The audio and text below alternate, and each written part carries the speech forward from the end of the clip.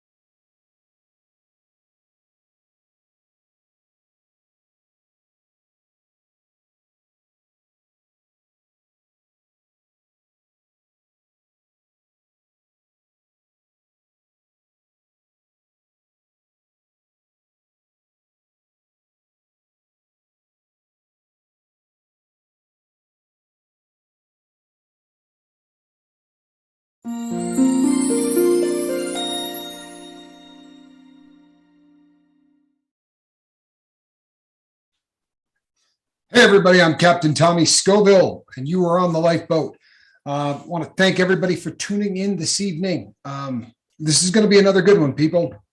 If you remember, the last time we did an interview with Rip from Rip Curl Readiness, it was a great interview. It's just one of those that flowed and was beautiful, and there was a lot of information. And there was 2 or 3 days after that where people on the boat were just continuing to talk about all of the things that got brought up. But we certainly didn't hear his entire story.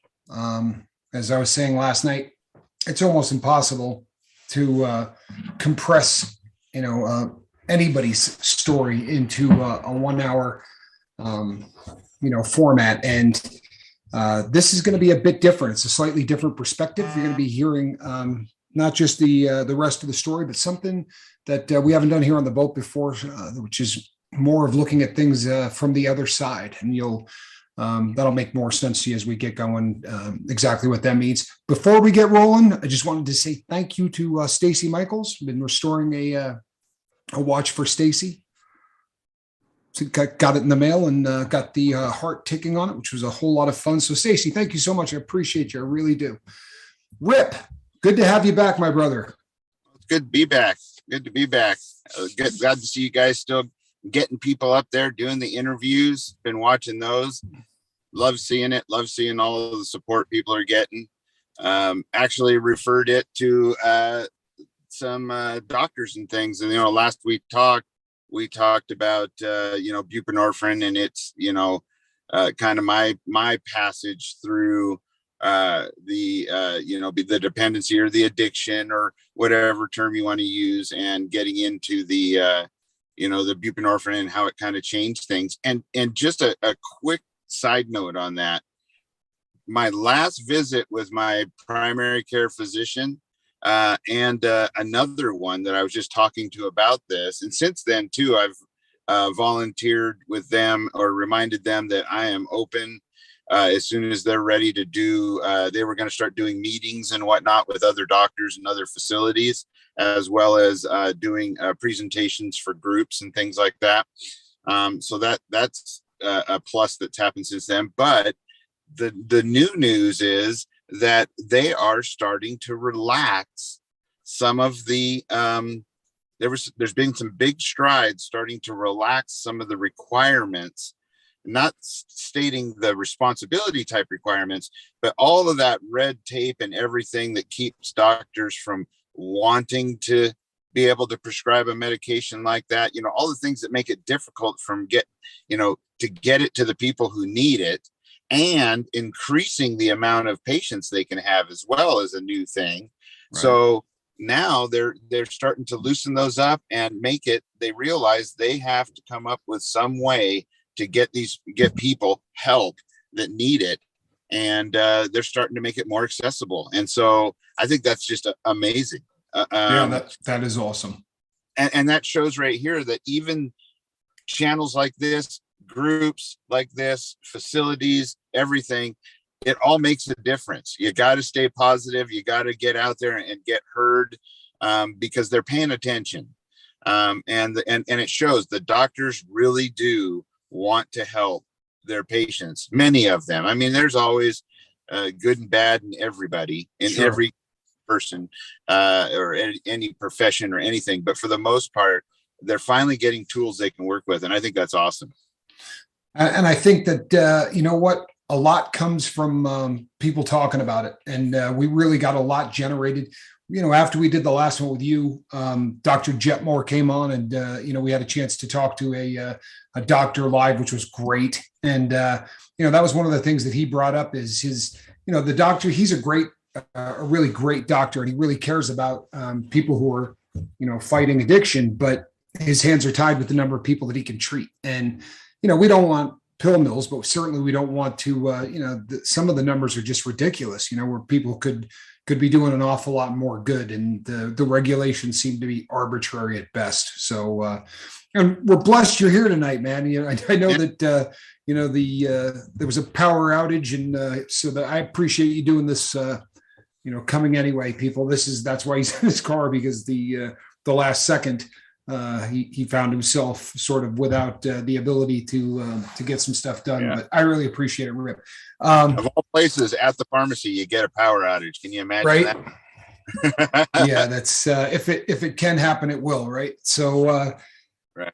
When we left off the speaking the last time, you had really brought us up to for you, where you were in life by getting that the addictive part of your life into the rear view mirror, doing medical assisted therapy and really sort of getting your life under control through that.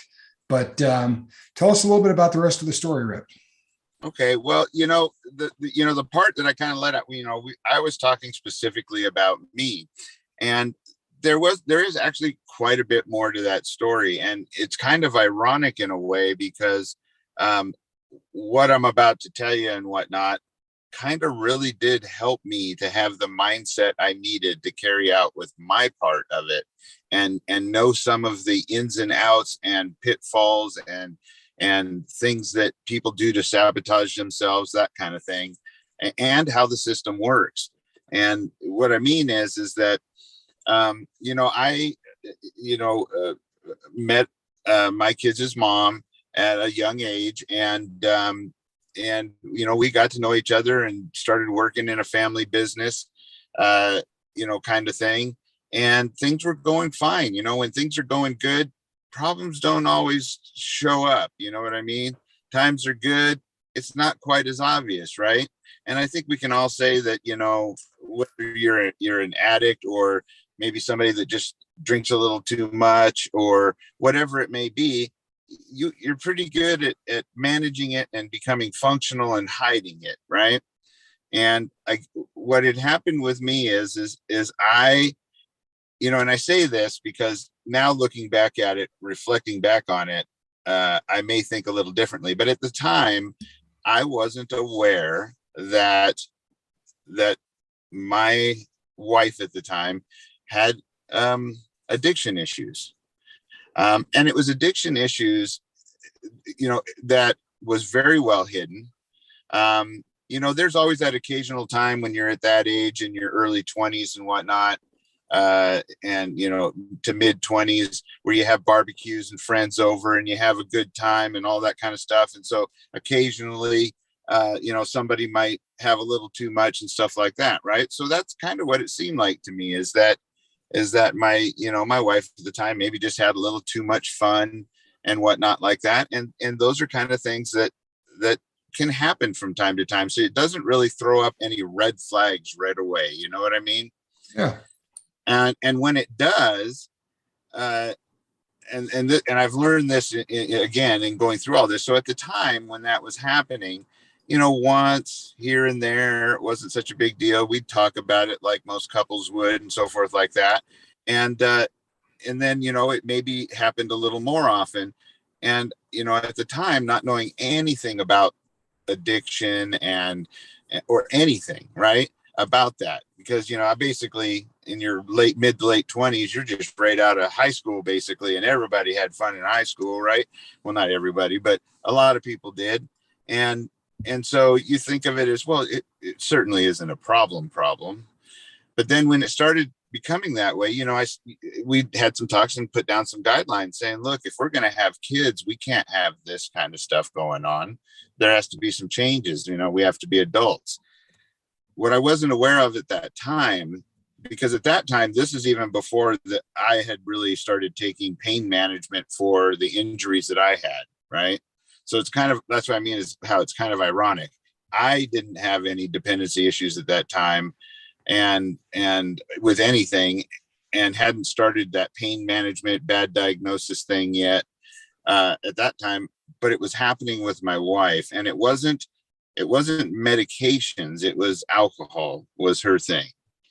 And I certainly, of course, didn't understand that, because I didn't have an issue with it. I just think, well, just don't drink too much. Right. Right. And not having the knowledge I had at the time, I kind of basically put my foot down and said, look, if we're going to have kids, this has got to be nipped in the bud, or we should just, before we have kids, deal with it, decide what we're going to do, whether that's stay together or not, or whatever, just because I really did, love her and wanted to have kids and start a family and everything like that.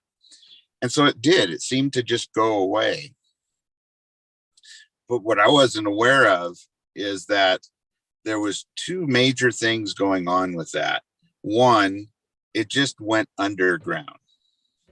So late at night, right?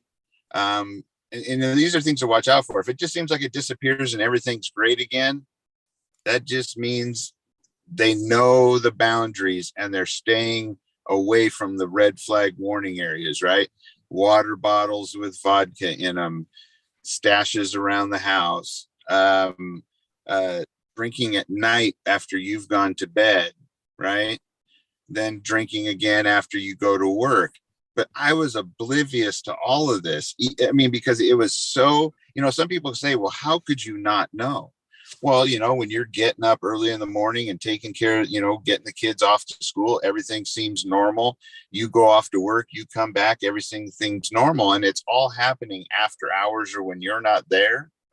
At first, they haven't lost control completely yet. So it's not noticeable. And they drink things like vodka, and they keep it around the house here and there, hidden and in places you wouldn't think to look or find it. And so it doesn't really, you think everything's fine. We dealt with it.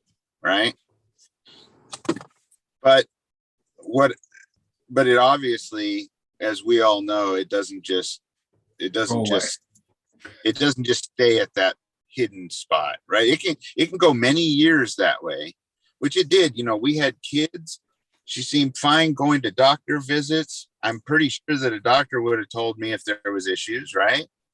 And, in jumping fast forward a little bit, in what I found out through when she did finally get into, recovery place, that she says, and I believe her, I'm going to give her the benefit of the doubt that, at least with our first son, she wasn't drinking and whatnot like that, and really bit the bullet, went cold turkey and did that. But she claims on the second that was the case. And, knowing now what I know, things like she didn't say breastfeed as long as she did with my other son, things like that. She was probably mitigating not wanting, because she did love the kids, right? She doesn't want to hurt the kids. Right. So now looking back, I probably think about it as, well, no, my kid's not just picky, or whatever reason there was for having to not breastfeed, which is not unnormal. There are some people that can't breastfeed, right? Or have issues with it, so they switch them over to formula. I didn't think anything of it, but it started to progress and get worse. And eventually, people start noticing things. You can't hide it from family members or things like that. You start having things that come into your head, like, that just don't make sense, right? And those kind of things. And, I'm just here to, one of the things I'm trying to share with people is that it really can be that secret. You can really be oblivious to it. But at the same time, if you were aware and had the knowledge that you needed as a sober person, you might have seen certain cues, right?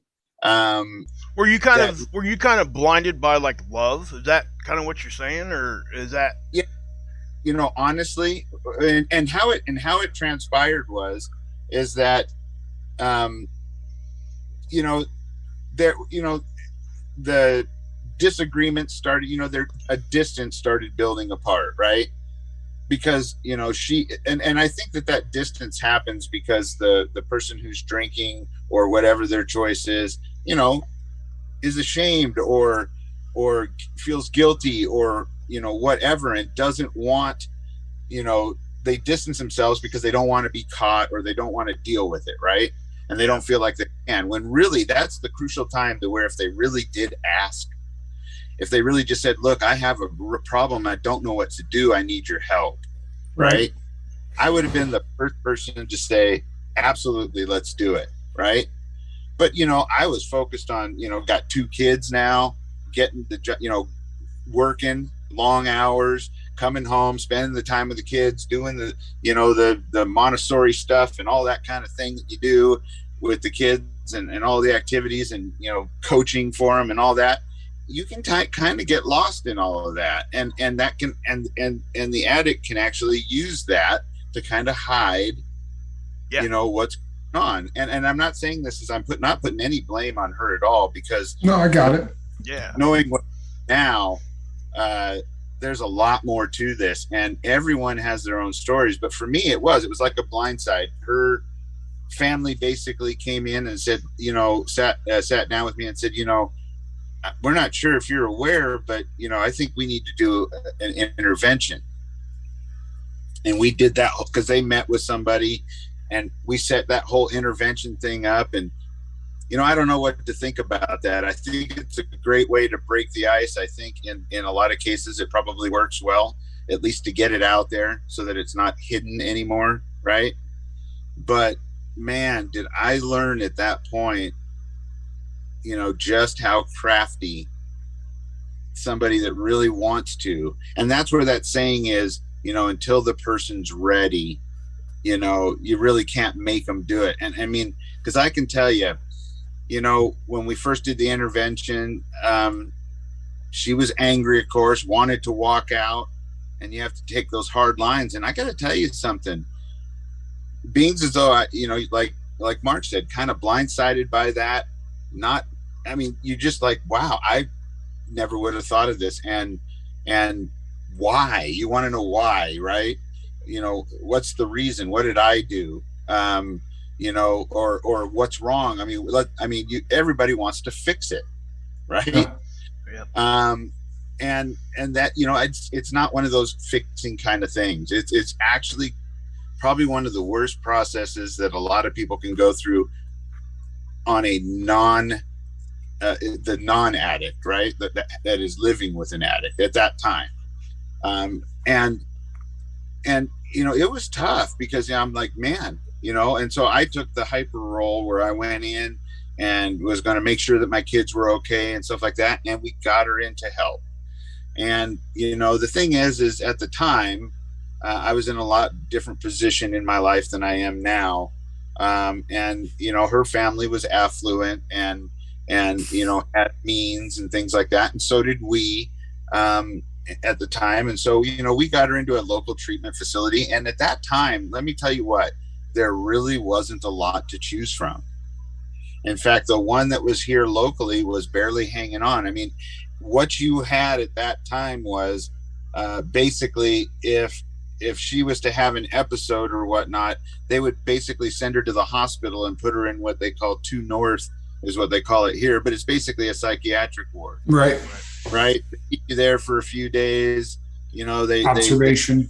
they observe, and they give them medications to make sure nothing bad happens, and then they try to find them a place, or they let them return home with supervision. And you know what? That is the worst thing ever. I spent a day in there, and I can tell you what, that certainly wouldn't help me.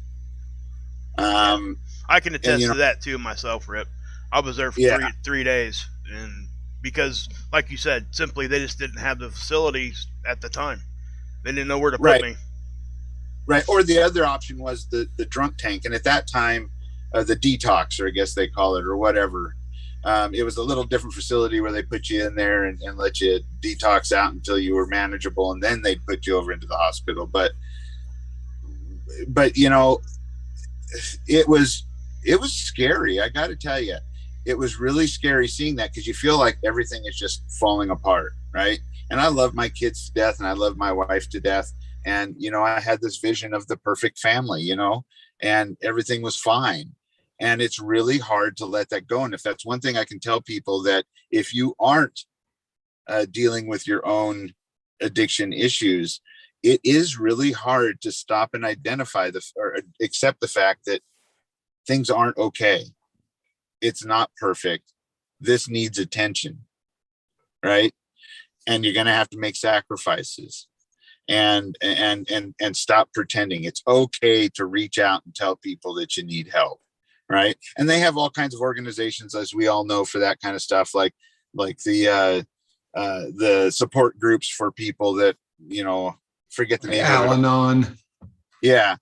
Yeah. And those kind of things. And I will say this, those are somewhat helpful. But in my case, what I found is that she went to the local place here. It was very sparse, very almost institutional. Unsecure. And I mean, they had stuff, but I guess come to find out, the whole time she was sneaking booze in and getting caught, and then they'd let her stay some more, and you'd go through it. And I will say this, I learned a lot, because at those, there's a certain amount of time where they take the person and they're by themselves and going through the system, and then they're not allowed to have any contact with you or anything, and you come in, and I have my reservations on what I think about that. But I get it. And I also really invested myself in paying attention, reading the things that I got from those places, really trying to understand what was going on. And try to figure out how we can, get her healthy again and happy again and whatnot. And the thing for me is, and I think all people really need to look for this. What I didn't know is there was an underlying trauma that had happened in her life that I didn't know about, her family knew about, and didn't think it was important to let me know. Right? Because if I'd have known that from day one, I wouldn't have left her, really. I would have been able to keep an eye on it, be aware, right? So we need to communicate, because, I guess there was a trauma as a teenager. She was into tennis. There was a tennis coach that had taken advantage of her, kind of thing. You know what I mean?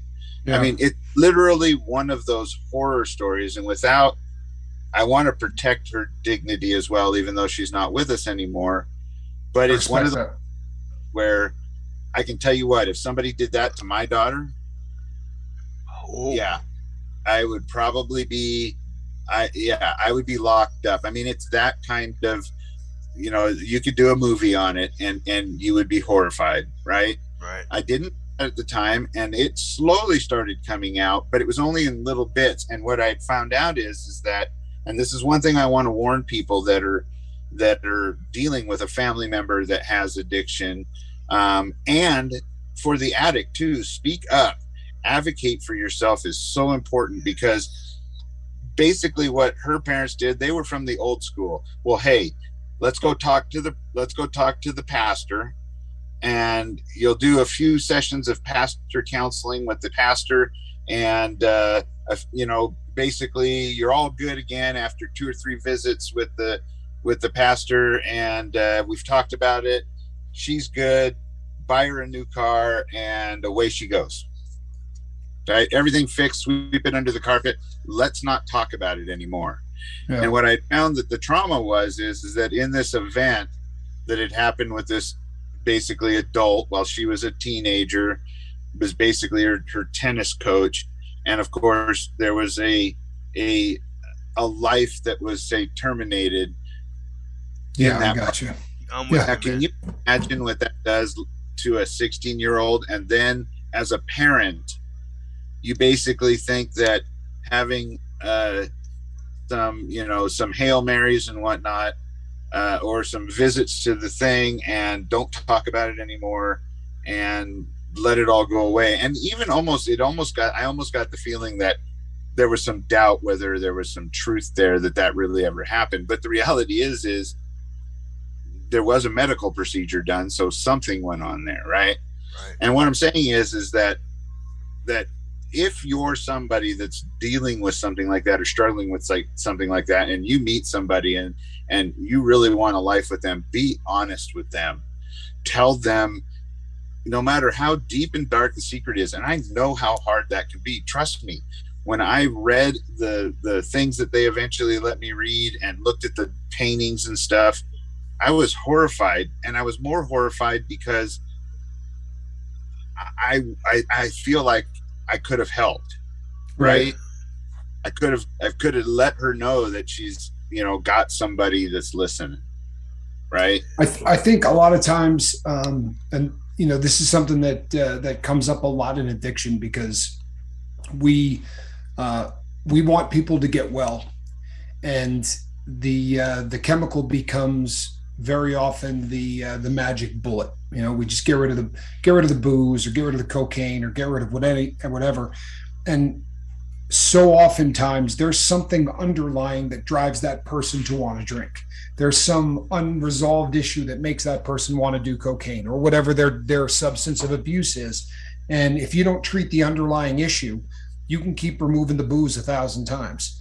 And until someone can deal with that underlying issue, then they're just going to keep coming back to it. And in instances like the one that you're describing, so oftentimes the real problem, and I'm not trying to be disrespectful to anybody, I promise you, but so often the real problem are the people around them, not the victim themselves. The parents don't want the town talking about it, or they do everything they can to sort of sweep things under the carpet, like you said. And when you do, I mean, that's all fine and dandy, but the victim needs to have help, and I've seen instances where people will move out of town, like that's going to make everything change and go away. That trauma needs to be addressed, and you nailed it. If they leave that, like we say all the time here, if you leave something in the shadows, it doesn't get better. There has to be light on anything that is driving you to use. You have to get that out, and you have to talk about it, because if you don't, it won't be resolved. I mean, that's been my experience. That had to be hard for you, Rip, to this situation too. There was maybe a phone call made, because when you get to a point where you have to go to a doctor to have a procedure done and stuff like that, it's kind of hard to hide, right, at that point. And I think at that point too, there was a phone call made, something similar to, I think, honestly, that all of us would do. You call the person up and you say, man, you best be heading out of town, right, and I best you in this town again. And the reality is we live in a small town, so that's kind of how things were handled here in the old days. It's like, you know what, I see your face in this town again, and that's that, right? And so I think they had it, they think they had it handled. But as we all know, that even if that person did go away and they think they dealt with it like that, or did whatever kind of vengeance they needed to, it doesn't solve the trauma. It doesn't address that damage and that pain that's happened, right? Correct. And that's why I was good, at least, and I wasn't going to bail her out, because I wasn't going to bail out on her, is what I meant. Because that's my wife, that's the mother of my children. I love her, I love my kids. What? I'm going to be here for her. Sometimes that's always not, it really relies on the person, and sometimes that's not enough, but it is necessary if you truly want to make it work and help that person. That's about what you can do, is let them know that you're not going to give up on them, that you're there for them. And to make sure that they know it gets lost sometimes in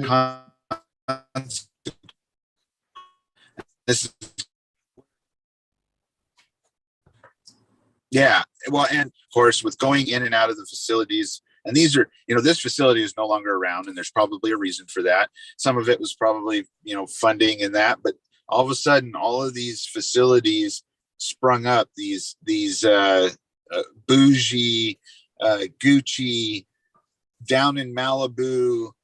Man, I can tell you one thing. This is just my opinion. I'm not a doctor. I'm not going to give any kind of medical advice, but from my experience, my opinion is, do not send somebody you love and care for to facilities that are in places like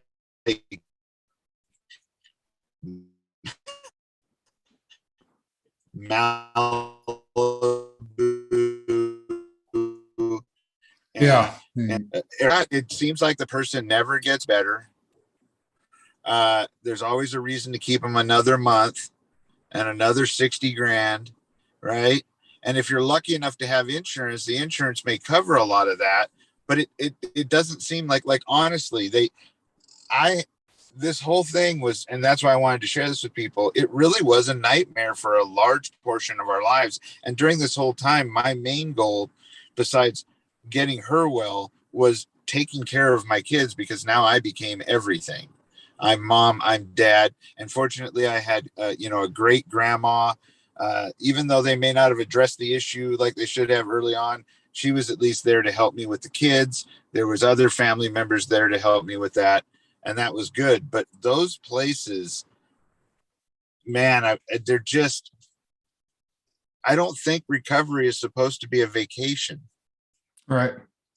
And I'm not saying that as a selfish person, because as you guys all know from my first interview, I've had to deal with it myself too. But I did all of the other routes through it, because I knew that those places, through going through it with her, are going to do nothing but suck money. And at that point, I didn't have it to pay them anyway. But it did. It seemed like they would just keep taking and taking, yet I didn't see really any progress. I learned a lot going there on the family days or the family weeks where you get to go there and sit in classes and things like that. There's a lot of good information there, but I don't think they really put the emphasis where it needed to be, and that's on the person. And that they really got to do it and want to do it. Life isn't about having horseback riding and gourmet cooked foods and things like that, right? I think a lot of times places like that lose, the focus of what you're supposed to be doing there. And I understand the idea. I understand that trying to keep people busy and trying to, we talk about stuff like this all the time in the lifeboat. Downtime is a bad thing, but when we talk about that, we're talking about down the road. I think in the first, few weeks of your sobriety, you really shouldn't be concentrating on anything else. I think that sobriety should be myopic. It should be literally the only thing in your life that matters, the only thing in your life you're discussing. And I happen to be someone that has tried both methods. I had a similar experience with a woman I was married to, and we sent her off to a very, very expensive place. It was about $1,000 a day, actually. And same thing, at day 30, they decided that what she really needed was a 90-day program. But I went to a couple of different ridiculously expensive rehabs. And, hindsight, looking back on it, yeah, I enjoyed them. I really did. I didn't get any better. And I was mailing stuff in, and they were, it wasn't really focused. It wasn't. And so how long was Shay in and out? How long was the revolving door process lasting? Years. Yeah, like literally that this whole thing, before basically the money dried up too, because that's the other thing. It just wipes out every bit of savings I was going to save. I told myself, I'm not ever going to have somebody tell me I didn't try my best to save my kids' mom. You know what I mean? And then you get to the point where you just don't have the funds. And now the choices are even getting more limited, back to where they should have been in the first place, in my opinion. But, when you're dealing with other families too, then that's one thing I would say is let's say you are dealing with family members and they have need, they want to send their daughter or son or whatever it may be to a fancy bougie place like that, or someplace they think is really good, because the brochure looks good and all that kind of stuff. And there's famous people that go there and all that kind of stuff. You know what? It's not their choice, right? That's a decision with you and your spouse or whatever it may be. And you got to look out for the best interest of the person that you care and love and all of that, because, you got to do what's best for your family, and don't let others influence you into those kind of things. Because, I can tell you what ended up happening in that timeline that was there.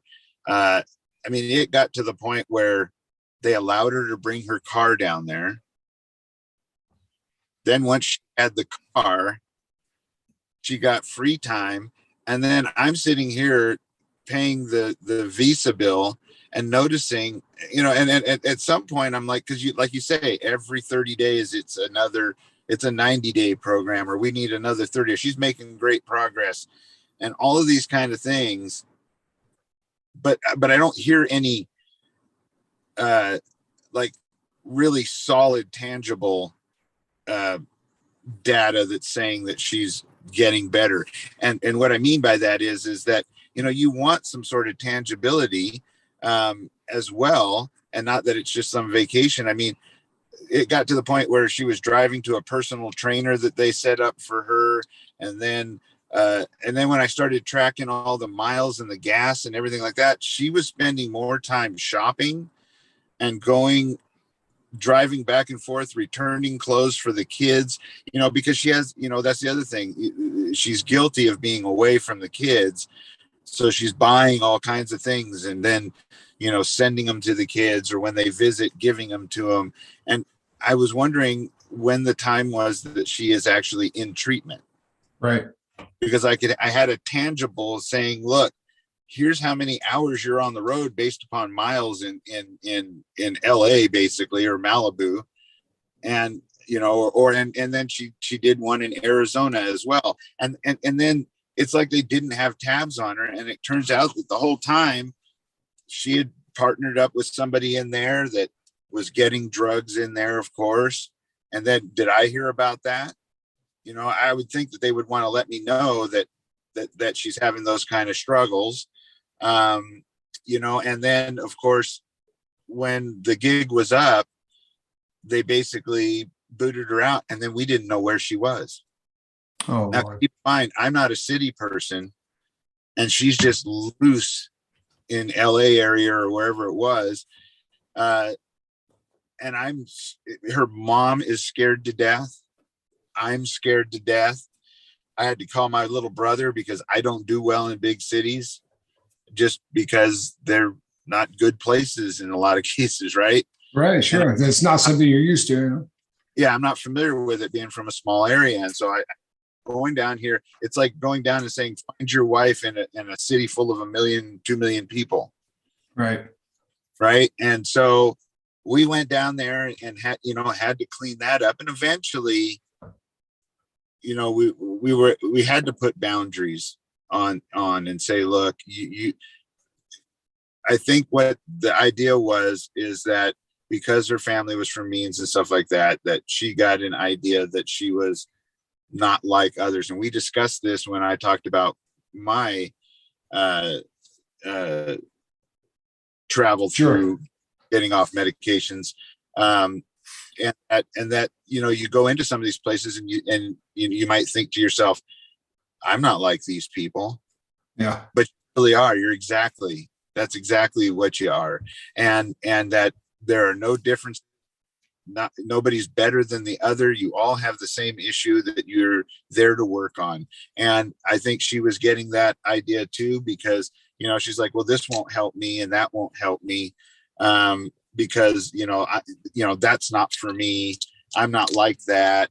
And all of those kind of things. And I can tell you what, it was a really tough time. Now, what I will say is this, thankfully, I was able to ask for help with the kids and things and get the support I needed, that my kids turned out amazing.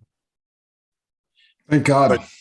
But to say that they aren't aware of what went on, for the most part, they may not know all of it, because there's some things I just probably don't want them to know, that they don't need to. It wouldn't serve any purpose. They know that they shouldn't probably drink or experiment with things, etc., because they may be predisposed to it and have a difficult time. Plus, they've seen what it does. And essentially, we got her back here, and she got with a counselor here, and I think got a good diagnosis because of that early trauma that had happened to her. They diagnosed her with borderline personality disorder, and that's a tough one. Oh yeah, that's a tough one, and it goes hand to hand with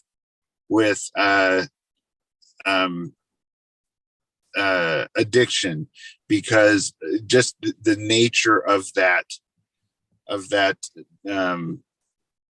mental dysfunction, I guess you'd call it, or behavioral disorder, right? yes. That there's a lot of counselors that won't deal with them because they're so volatile things. And it was all based back to that initial trauma. So I kind of came to an understanding. That's why it seems like I was so well versed on things like setting boundaries, and and I learned a lot of things too, because I'll tell you this, when they came to me, when she first started treatment, she actually came back from one of the places, and they, I think when they finally figured out that some of the money was drying up, they sent her back with a sober coach, right? And I don't know if you guys have had one of those, but that's somebody who basically you're paying to live in your house and just hang out and keep an eye on your loved one, right? Right. At all. Yeah. Right. But for the most part, they're not certified as a counselor. They're just a peer support in a lot of cases. And yeah. Oh, sorry. There, back at There it. he is. But yeah, I forgot it got dark here. So sent her home with one of those. And that was an interesting time, because, at times I thought, wow, okay, she's doing good. This might work. And, but then come to find out that of course she was paying people to go out and get her booze and things like that, and starting that up again. And it was just starting again. And so you have to, at some point, put down boundaries, and it wasn't until somebody came to me and said, like, I had some friends and family members that came up and said, if you're staying in this relationship and whatnot, or not doing certain boundaries or whatnot, or consequences, because you feel like obligated, or you want to be a good husband or anything like that. I was fortunate to have some people that said, look, you've gone far, far, far, far, far, far, far past what What's any of us expected. are expected. Yeah. At this point, and I was thankful that somebody told me this, at this point is when the consequences and the boundaries have to happen. And you may have to, dissolve your marriage or whatnot, or take the kids and whatnot like that. And that, that just brought on a whole nother level to it, because, they were right. I couldn't have my kids because I had to work as well. Right. So I couldn't have my kids in danger when I'm not there, because eventually when you run out of the money, you can't afford things like sober coaches to sit there with them, and family can't always be there with it all the time.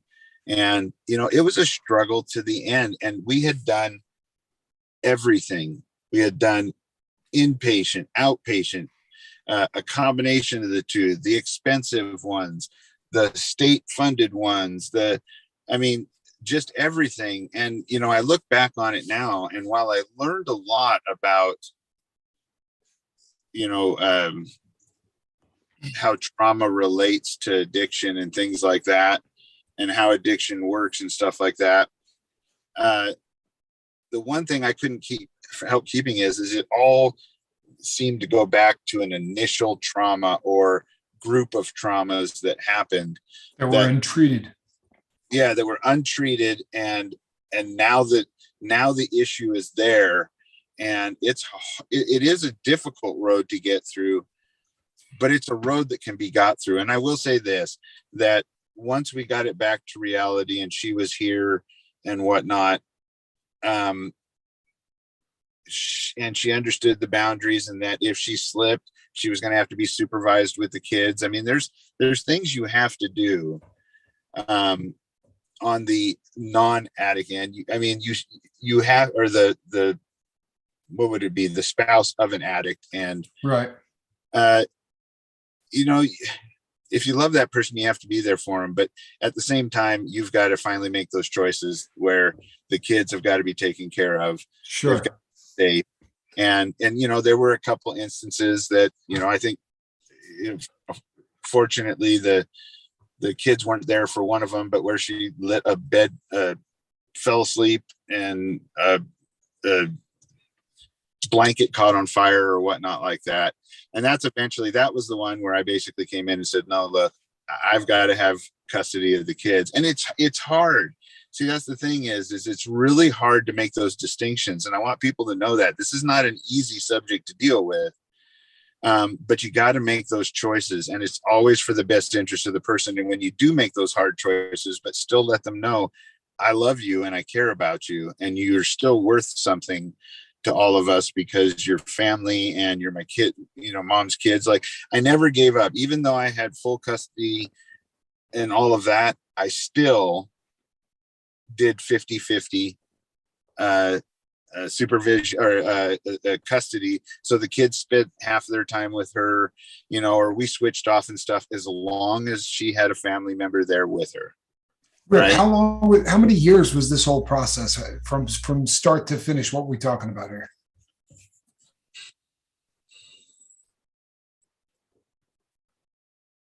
So every bit of 10.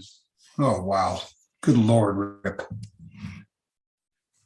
Yeah, and you got to figure too, because it's hard to quantify that, because the trauma and the issues were long before me. Right. No, yeah, I just mean from the time that you started to have to deal with this.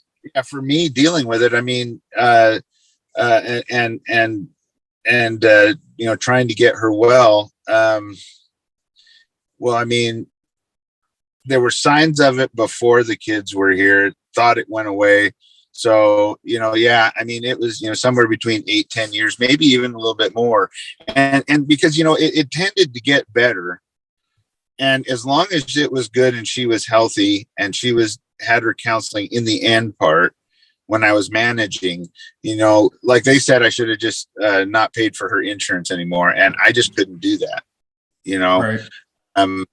that's just not me, you know, and I could not be there. You know, I had boundaries and consequences, but what good would it serve to yank her insurance because now that we're not together anymore, I'm not supposed to pay for it, right? And things like that. And it's not like she's going to go work. So, you know, I did everything I could.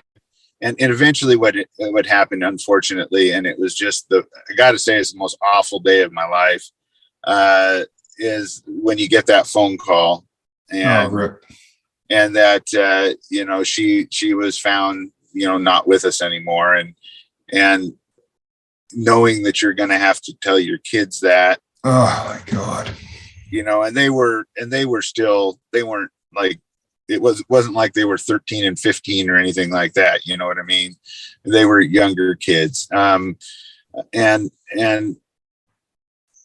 yeah, it honestly, that part just blew everything apart, you know? And and it's a weird feeling, you know, while at some point, some people might say, well, at least it's done. Right. Yeah, but it's not like that at all. It just, yeah. And you know, you got to know that it still probably affects the kids. They think about it. They miss their mom, especially in the beginning, you know, now that they're grown up and in their, you know, one's in their 20s and the other one's getting close to it. And whatnot. But you know that going through that, I mean, you know, Captain, Johnny, there, it's 10, you know, 8-10 years of that going on. They know and saw things that no kid should probably have to. No question. No question. There's no doubt.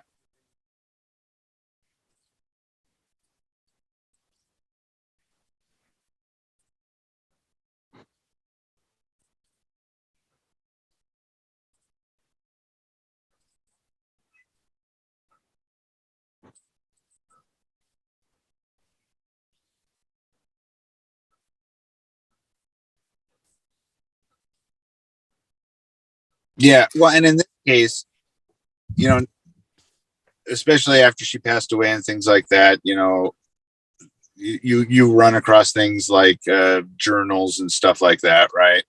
So you get an even better understanding of what was going on. However, I had already read those journals because in one of the counseling places, they finally got to the point with her where they're like, you know, you really need to go over these items with her. And, you know, I'd come to find out that even when I thought things were going good, like even before I knew there was an issue, there are entries in this journal where that person, I guess, that was the initial trauma that had been run out of town.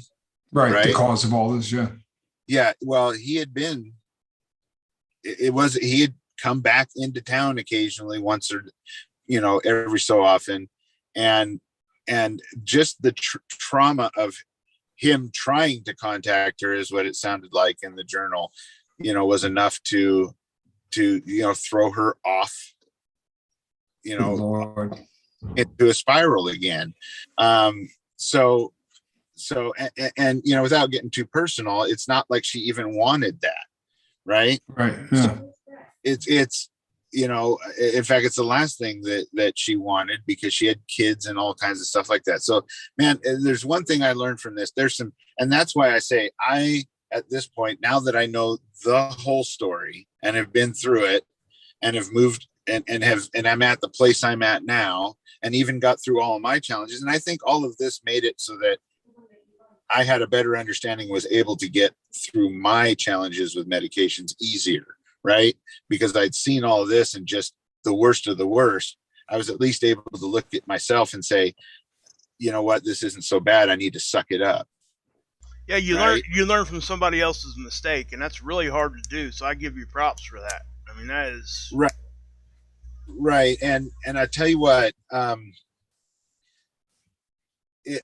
just thank God every day and just say how thankful I am that my kids did get through this. And it's not just done. I mean, with my kids, I'm not a hovering parent, but they know a couple things. No matter how bad it is, or how shameful they may feel about it, how guilty they may feel about it, and or any of that, I am always here and will never, ever yell, scream, Judge.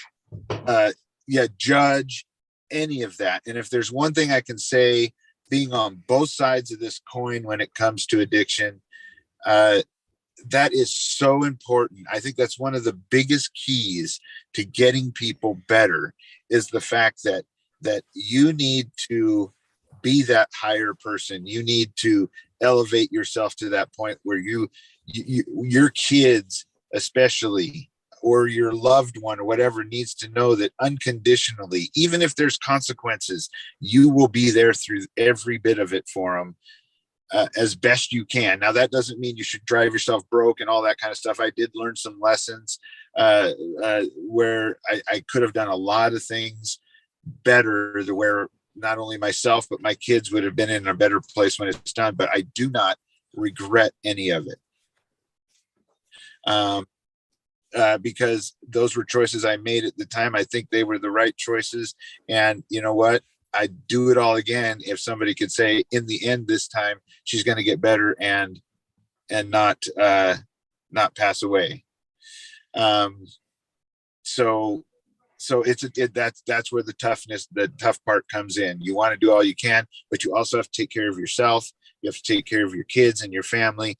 And then if you have kids that have gone through this, they need to know, no matter what, you're there for them. No matter what.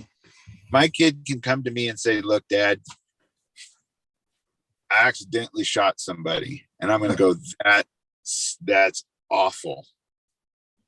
And I said, the first thing I'd say is, but I'm here and we're going to get through it.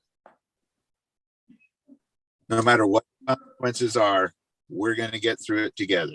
Right? Because they need to know. And even that addict needs to know that you're not going to judge. You're not going to, because I tell you what, one thing I did learn is that the biggest things that cause these trauma is, in this society that we have today, shame, guilt, right?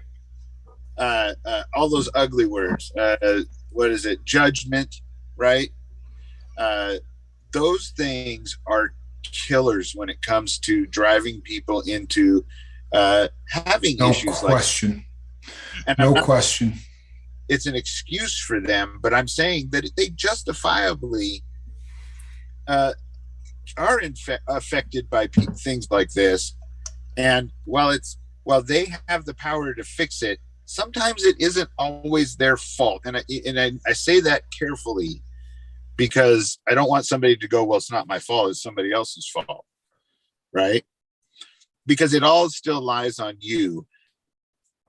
But I'm just saying that it really takes, I think the more people out there know that you need to be understanding, empathetic, loving, supporting, right? Doesn't mean you can't have boundaries. Doesn't mean that there can't be consequences, right?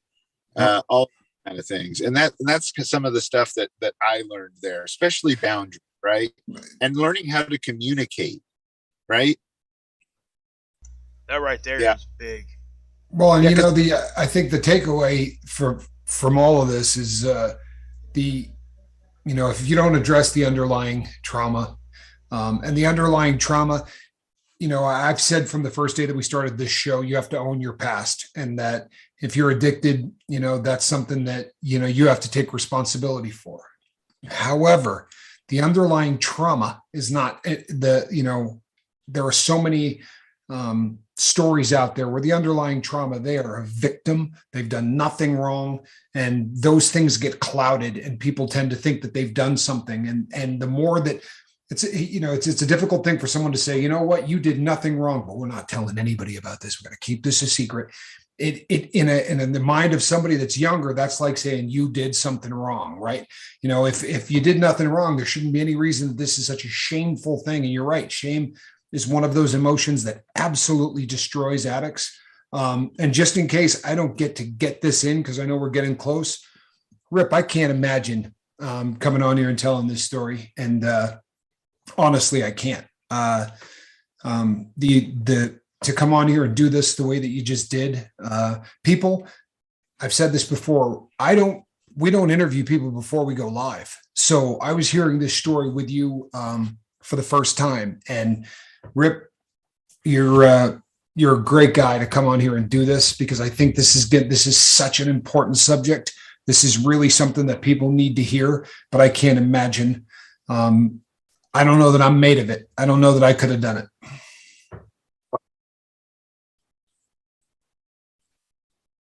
Oh, Yeah, we can talk about that and how it affects the kids and stuff like this. I will say this is if you're going through this right now, you know what? Don't be so hard on yourself either, right? You're going to doubt yourself a lot. You're going to doubt if you're doing the right thing. You're going to question the things you've done. And I will say this, I wasn't perfect. In the beginning, because, like you said, this was kind of like fell on me, right, Mark? And it blindsided me. And I didn't quite get it because I wasn't, like I said, I didn't have the pain pill thing at that point, right? I didn't understand, right? And so much so you'll make mistakes, and it's okay, because you know what? The thing about a mistake is you can always make another choice, right? You can always remedy it and get it back on track. I mean, like when they came to me and they said, "Do you have any booze in the house?" And I said, "No, I went through and got everything out of the house that was hers. I found all the hiding spots." And they said, "No, no, no. Do you drink and have any booze?" And I wasn't much of a drinker, but I had a bunch of fancy booze in a cabinet, right? That was worth a lot of money that I sip on occasionally and stuff like that. And they said, "Well, you can't have that in the house." And I go, "But it's locked up. I got a key on it, right? Is locked up." And they said, "No, but you don't understand." And I said, "Well, if it's locked up, she can't get at it. Then what do you mean you don't understand?" And so then they checked back with me the next time. They said, "Do you still have that booze in the house?" I said, "No, I took it all outside and put it in my shop, and I locked it up all out there, and the shop has a lock on it and everything. She has no access to it. There's no way she could get to it." And they said, "No, see, you don't understand." And I didn't. And I really fought that one because I didn't understand. It's just the fact that it's there. yeah. Yep. It's just there, and she knows it is, or thinks that it might be. Yeah. Right. So I had that, all that had to go. And you know what? I made a mistake on that one. And I felt bad about it once I understood what they were getting at and why it was so important. And it also shows that person, see, because they think, well, you're not really all in and getting me better. Now, I'm not saying that that's a valid excuse for a person not to get better, but I understand that feeling that they would have, saying, look, if you're not willing to get rid of your booze to help me, then why bother, right? Yeah.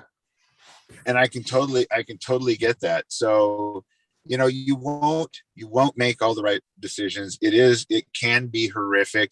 I would say this: while you're taking care of the person, you also have to take care of yourself, right? You've got to take care of your kids.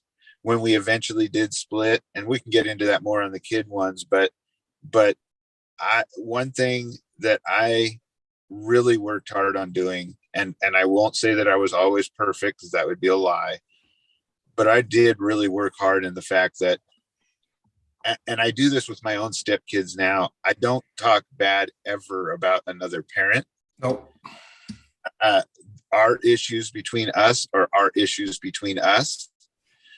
My opinions of my kids' stepdad right now, who I actually respect quite a bit, actually, honestly, while he necessarily wasn't there to raise his kids, and I was, he still calls them all the time. And I mean, because he's in the military, right? So he's in and out of areas, let's just say that. But he always lets them know that he's okay. And I can't, if somebody can do that, that's, good for him, because that's what it needed. And I'm not going to pile it on, because it's not the right thing to do. So if you do have kids involved, here's what I'll say: don't involve them. Yeah. Leave them out of it. Yes. Not even, no matter what. Step away. Leave them out of it. Yeah. Step away. So, and that'll help them turn out and get through it, at least. Amen. Well, this definitely looks like we will need you back, Rip. And you know what?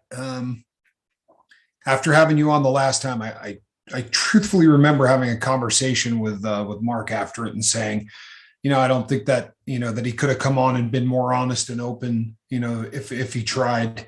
But I'm coming away from this one feeling like this had to be a whole lot more difficult than the last one. I really appreciate, I know that the boat does, the number of people who will see this.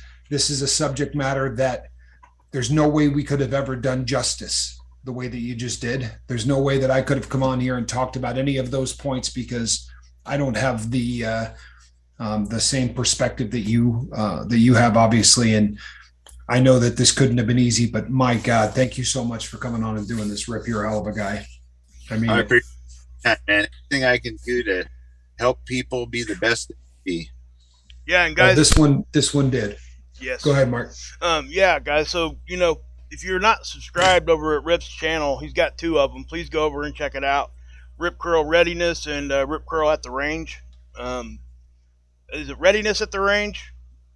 Or is Rip Curl Readiness is the one channel, my main channel, and then I started Rip Curl Readiness at the Range because you know how YouTube is about pew-pews and stuff like that.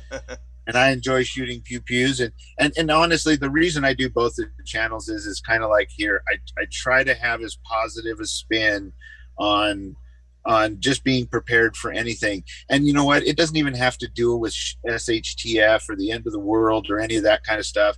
Those are the popular topics. But even this right here that we discussed today is SHTF. I promise you. Yep. Oh yeah. I promise you, if you're out there dealing with this, you already know what SHTF is. And preparedness and positivity, which is something that you and Captain here and people like Mark and all of that, we need more of, because positivity kills guilt, shame, all that kind of stuff. Well said. Well said. Yeah.